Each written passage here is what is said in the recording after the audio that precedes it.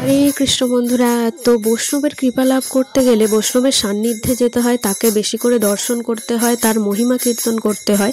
তো সেই রকমই একজন পরম বৈষ্ণব ছিল কানপ্রিয় দাস বাবাজি মহারাজের আজকে তিরোভাব তিথি। তো তাই ওনার একটু কৃপা লাভ করার জন্যই আজকে মন্দিরে এসেছি, ওনার মহিমা কীর্তন শোনার জন্যে আর ওনার প্রসাদ পেয়ে যদি বৈষ্ণবের কৃষ্ণ ভক্তি লাভ হয় সেই জন্যে।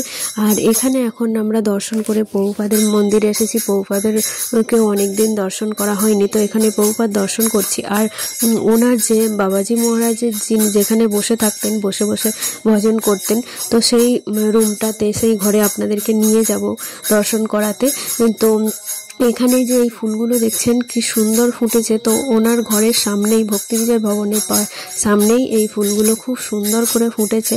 আর প্রত্যেকটা ফুলই কিন্তু ভগবানের সেবায় লাগবে, তো ওই জন্যেই ফুলগুলো খুব আনন্দিতভাবে বড় হয়ে ফুটেছে, বেশ প্রস্ফুটিত হয়েছে, হাসি খুশি।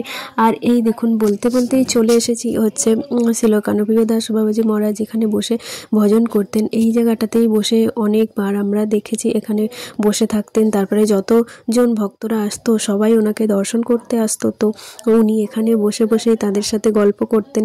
তো আমরা এখানেই এসে দর্শন করতাম ওনাকে। তো এখন নেই, তো ওই জায়গাটা ওই জন্য ফাঁকা ফাঁকা, অনেকটাই ফাঁকা লাগছে। তো ওনার মতো বৈষ্ণবের যে সাক্ষাৎ দর্শন পেয়েছি, সেই জন্যেও অনেক ধন্য নিজেকে মনে করি, কারণ ওনার মতো বৈষ্ণবদের দর্শন পাওয়াও অনেক ভাগ্যের ব্যাপার।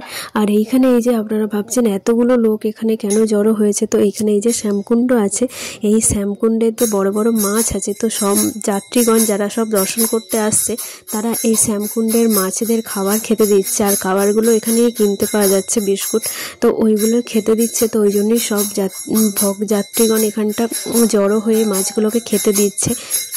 আর এটা হচ্ছে শ্যামকুণ্ড, তো শ্যামকুণ্ডে স্নান করা বা পা ধোয়া এগুলো যায় না, আর রাধাকুণ্ডে এসব কিছু করা যায়, স্নান করা যায়।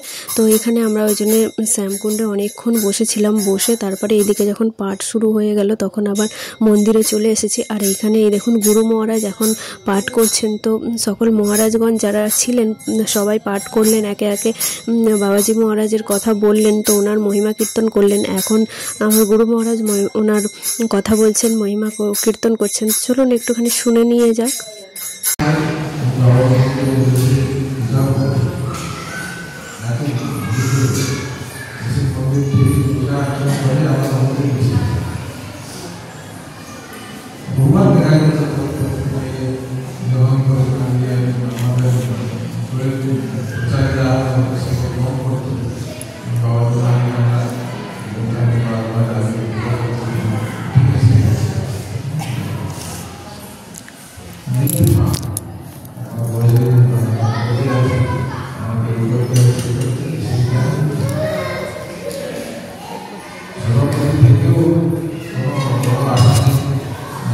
আর এখন গুরু মহারাজের পাঠ সমাপ্ত হয়ে যাবে, আর যেহেতু আরতির সময় হয়ে এসেছে, আরতি হবে ওই জন্যে।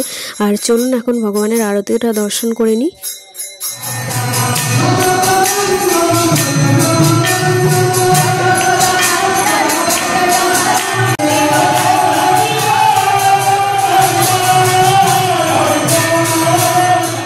এখন আরতি হয়ে যাওয়ার পর মন্দিরে প্রসাদ পেতে হলে ঢুকে পড়েছি। আর বৈষ্ণব ঠাকুরের প্রসাদ তো সমস্ত প্রসাদই অমৃতর মতো লেগেছে, এত সুন্দর প্রসাদ হয়েছিল। এই যে এখানে আমরা প্রসাদ পেয়ে নিয়ে এখন চলে যাচ্ছি বাড়ি। তো ভিডিওটা কেমন লাগলো অবশ্যই জানাবেন। হরে কৃষ্ণ।